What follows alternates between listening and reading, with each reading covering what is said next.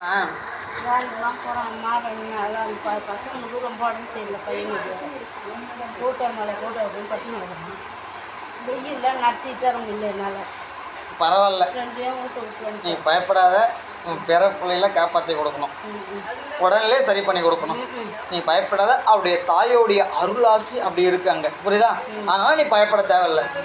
எப்படி அவர் தாய் அங்கே இருக்கா.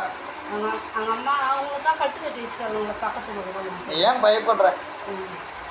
அத்தனையும் உடச்சி கொடுக்க போகிறேன். கருப்பசாமி கிட்ட வந்துட்டாலே உடஞ்சிருச்சு அத்தனையும்.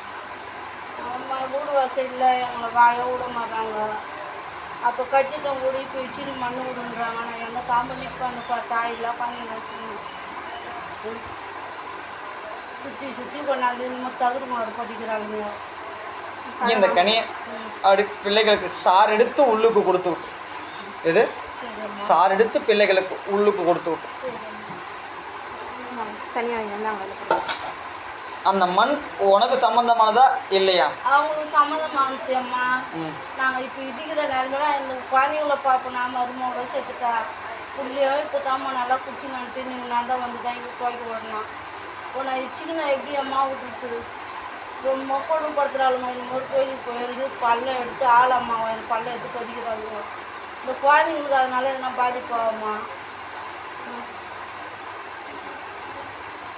அதனாலே எனக்கு உடம்பு சரியில்லாத அம்மா அவங்க பண்ணுறதுக்கு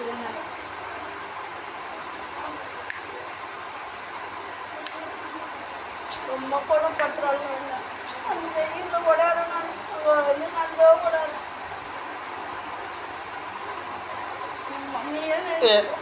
நம்ம வாழக்கூடிய கட்டுமலை சனிமொழியில் புதைச்சி விட்ருந்த கனியை போ. அவர்கள் எது செஞ்சாலும் அவர்களுக்கே திருப்பி அடிக்கிற மாதிரி கருப்பசாமி செஞ்சிருக்கோம். போ, உடனே ஓடுவாங்க. கருப்பு உடனே ஓடி உன்னை காப்பாற்றி கொடுப்பாங்க. பையன் ஒரு தொழில் பண்ண போகிறான். அதில் பண்ணால் வெற்றி ஆகமானா வெற்றி ஆக மாட்டானா? அதுக்கு தான் இப்போ அதுவும் பயமாக நாய் அரிசி கடைலாம் வச்சு கடங்காராக தான் என் குடும்பம் போல மருமகளோட போய் செஞ்சுட்டேன். நீ வானான்றியா அது தொழில் எடுக்கலாமா? அந்த எதிராளுடைய பேரை சொல்லி 21 முறை சொல்லி காளியம்மனுடைய பலிபீடத்தில் வச்சுன்னு அந்த கனியை எங்கே வைக்கணும்? பலிபீடத்தில் வை இந்த கனியை. அவர்களை உருவ நினச்சி அவர்கள் என்ன ஆகணுமோ அதை நினச்சி பலிபீடத்தில் வை. உன் பக்கம் கூட திரும்ப மாட்டாங்க. அது என்ன தொழில் பண்ண போகிறான்? இந்த நம்ம பையனை சொல்கிறாங்களா அது விட போகிறான்றான்.